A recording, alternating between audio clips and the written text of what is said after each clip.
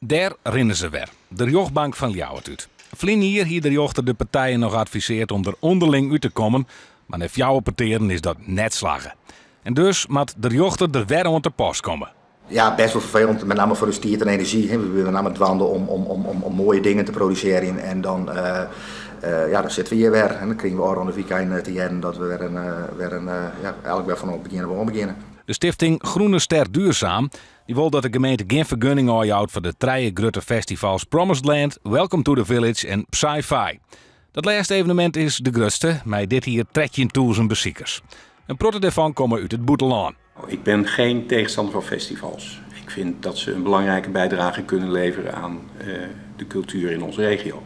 Maar wat je niet moet hebben is dat de cultuur de natuur sloopt. Dus de Groene Ster is uiteindelijk niet geschikt om die festivals te houden. Het Groene Stergebied is wichtig als recreatieterrein in de zomer.